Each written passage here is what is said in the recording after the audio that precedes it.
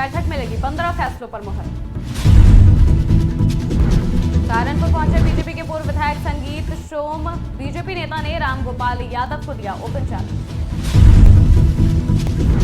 फतेहपुर में एक ही परिवार के 3 लोगों की गोली मारकर हत्या, क्षेत्र में मची सनसनी। हरदोई में प्राइवेट कर्मी को आयकर ने भेजा नोटिस, कर्मचारी को मिला 26 करोड़ का इनकम टैक्स नोटिस। सहारनपुर में फाइनेंस कर्मचारी से गन पॉइंट पर 5 लाख की लूट, लुटेरों ने ली फाइनेंस कर्मचारी की जान। नमस्कार, स्वागत है आपका आज की खबर में। मैं हूं आपके साथ महिमा शर्मा। बढ़ते उत्तर प्रदेश की बड़ी खबरों की ओर। सीएम योगी आदित्यनाथ की अध्यक्षता में लखनऊ के लोक भवन में कैबिनेट बैठक हुई। इस कैबिनेट बैठक में 15 फैसलों पर मुहर लगी है। योगी सरकार ने पीआरडी जवानों का भत्ता बढ़ा दिया है। इसके साथ ही बैठक में उत्तर प्रदेश आवास विभाग के यूपी हाईटेक टाउनशिप नीति में संशोधन का प्रस्ताव और नगरीय उपयोग प्रभार शुल्क वसूलने के लिए नियमावली को भी मंजूरी मिल गई है। साथ ही हाथरस में मेडिकल कॉलेज की स्थापना के लिए भूमि हस्तांतरण को लेकर फैसला हुआ। वर्ष 2013 में देवबंद क्षेत्र में भड़काऊ भाषण देने के मामले में भाजपा के पूर्व विधायक संगीत सोम एमपी एमएलए कोर्ट में पेश हुए। कोर्ट के बाहर मीडिया से बात करते हुए संगीत सोम ने सपा सरकार पर आतंकियों को संरक्षण देने का आरोप लगाया। साथ ही सपा नेता रामगोपाल यादव के वक्फ बोर्ड को लेकर आंदोलन करने के बयान पर भी कटाक्ष किया और कहा कि वो आंदोलन करके दिखाएं। फतेहपुर में आपसी विवाद और वर्चस्व को लेकर वर्तमान और पूर्व प्रधान के बीच जमकर मारपीट हो गई। देखते ही देखते दोनों पक्षों के बीच विवाद इतना बढ़ गया कि पूर्व प्रधान की तरफ से ताबड़तोड़ गोलियां चलाई गई। इसमें एक ही परिवार के मौजूदा प्रधान पुत्र समेत 3 लोगों की मौके पर ही मौत हो गई है। दिन दहाड़े हुई इस ट्रिपल मर्डर से इलाके में सनसनी फैल गई है। सूचना पर मौके पर पहुंचे पुलिस के आला अधिकारियों ने विवाद को देखते हुए गाँव को छावनी में तब्दील कर दिया। हरदोई के रहने वाले और दिल्ली में प्राइवेट नौकरी करने वाले एक युवक को आयकर विभाग ने 26 करोड़ का नोटिस भेजा है। नोटिस में बताया गया है कि उसके नाम पर हरियाणा और महाराष्ट्र के पुणे में 2 कंपनियां चल रही हैं और इन कंपनियों पर टैक्स बकाया है। जिसके बाद युवक ने इस गलत नोटिस की शिकायत पुलिस में की और आयकर विभाग के अधिकारियों से भी मुलाकात की। और 2019 में गए थे। कुछ परिस्थिति ऐसी थी हमारे साथ कि हमें कुछ शादी के बाद हम 2019 में गए थे हम वहाँ पे दिल्ली। तो वहाँ हम जॉब के चक्कर में घूम रहे थे। तो जॉब मिला, मोबाइल एक्सेसरीज की दुकान पे हमने काम किया। उसके बाद हम इंटरव्यू देने कई जगह गए। तो इंटरव्यू में हमने अपना आधार कार्ड वगैरह और ईमेल आईडी जो भी मोबाइल नंबर दिया। और उसके बाद हमारे यहाँ हम जॉब करने लगे। वहाँ जॉब करने के बाद फिर लॉकडाउन लग गया। लॉकडाउन के बाद फिर हम वापस आ गए इधर। हमें पता लगा कि बाद में लॉकडाउन हुआ। लॉकडाउन के बाद फिर हम दोबारा वहाँ गए। वहाँ पहुँचे, अपना फिर जॉब करने लगे। लेकिन 2025 के अभी आया हमारे यहाँ नोटिस आया आयकर विभाग से। तो हमने कागज़ देखो तो कागज़ में लिखा हुआ है मतलब जीएसटी वगैरह है। और जीएसटी को हमारे पास है ही ना, इतनी आए ना, हम गरीब आदमी, हमारे भूमि नहीं, हमारे ना कुछ है ही नहीं।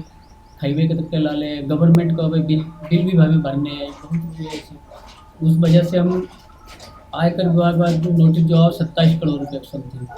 तब इसके लिए हम बहुत परेशान हुए। फिर दोबारा आए इधर, वापस आए दिल्ली से। अब दिल्ली से वापस आया तो आयकर विभाग गए तो उन्होंने कहा क्राइम ब्रांच में जाके हमें वहाँ जाके अपना एक एप्लीकेशन दो जाके।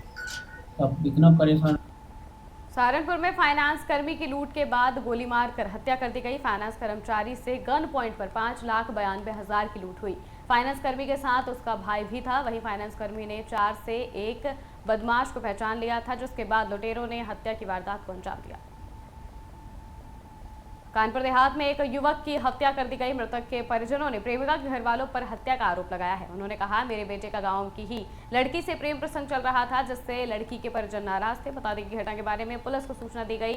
मौके पर पहुंची पुलिस ने युवक को अस्पताल पहुंचाया, जहां डॉक्टर ने जांच के बाद युवक को मृत घोषित कर दिया। जिसके बाद पुलिस ने शव को पोस्टमार्टम के लिए भेजा और आगे की कार्रवाई शुरू की। मेरा भतीजा यहाँ बगले में लेटा था। ये 4-5 लोग आए यहाँ, उसको मारा पीटा, मारते पीटते हुए यहाँ से घसीट के अपने दरवाजे ले गए। तो इसके बाद 1:30 बजे उनकी माताजी आई, पूछना कि तुम्हारा लड़का वहाँ पड़ा है, वो घायल स्थिति में पड़ा था। फिर इसके बाद 112 नंबर पुलिस आई है, वो लेके गई है। मार पीट की, मर्डर किया है, मार पीट किया, मारते हुए यहाँ से राम अकबर नगर थाना भोगनीपुर के एक व्यक्ति संजय, जिसको संदिग्ध परिस्थितियों में इलाज हेतु हॉस्पिटल में एडमिट किया गया था, जहां उसकी मृत्यु हो गई है।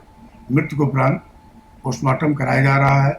बाद प्राप्त होने पोस्टमार्टम रिपोर्ट व परिजनों के तहरीर के आधार पर कानपुर में सुप्रीम कोर्ट के आदेश का पालन करते हुए पुलिस ने एक बड़ी कार्रवाई की है। इस दौरान पुलिस ने रावतपुर, मसवानपुर, अरौल क्षेत्र की मस्जिदों में लगे लाउडस्पीकर हटवा दिए। कानपुर कमिश्नरेट पुलिस के उच्च अधिकारियों के निर्देश पर यह कार्रवाई की गई है। एडीसीपी वेस्ट ने बताया कि सुप्रीम कोर्ट की गाइडलाइन के अनुसार 75 डेसिबल साउंड के ही स्पीकर छोड़े गए हैं और उनकी भी लाउडनेस कम की गई है। न्यायालय के निर्देशों की 2 साउंड सिस्टम और 75 डेसिबल से कम तीव्रता की ध्वनि के साउंड सिस्टम ही लगाए जाएंगे। इससे अधिक के साउंड सिस्टमों को हटवा दिया जाए। इस क्रम में थाना रावतपुर के मसावनपुर में, रावतपुर में, थाना पनकी में, अरौल में, बिठूर में, कल्याणपुर में और अरमापुर में अलग अलग मस्जिदों से साउंड सिस्टम उतरवाए गए हैं और कईयों की ध्वनि की तीव्रता कम करवाई गई है। उन्हें हिदायत दी गई है कि माननीय सर्वोच्च न्यायालय के आदेशों निर्देशों का अनुपालन करें। उल्लंघन करने पर उनके विरुद्ध सुसंगत धाराओं में अभियोग। सिद्धार्थनगर जिलाधिकारी ने विभिन्न विकास परियोजनाओं का निरीक्षण किया। उन्होंने विकासखंड खेसहरा की ग्राम पंचायत कलनाखोर में निर्माणाधीन पार्क और जोगिया में निर्माणाधीन मिनी स्टेडियम की प्रगति भी देखी। वहीं निरीक्षण के दौरान जिलाधिकारी ने सभी निर्माण कार्यों को समय पर और गुणवत्तापूर्ण तरीके से पूरा करने के निर्देश दिए। इस दौरान उनके साथ जिला विकास अधिकारी, खंड विकास अधिकारी खेसहरा और अन्य अधिकारी मौजूद रहे।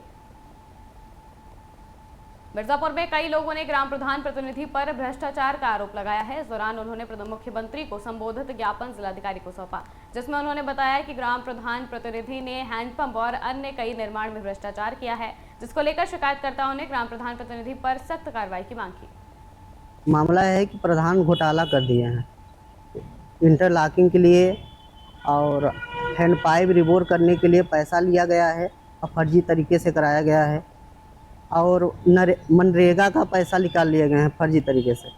एफिडेविट वो जन सूचना अधिकार लिए थे हम, इसीलिए पता पाए। मनरेगा का पैसा निकाले हैं फर्जी तरीके से, हैंड पाइप रिबोर कराए हैं 20,000 रुपया लेकर और इंटरलॉकिंग फर्जी करा के कागज में। उत्तर प्रदेश की खबरों में फिलहाल इतना ही। देश और दुनिया की तमाम खबरों के लिए देखते रहिए आज की खबर।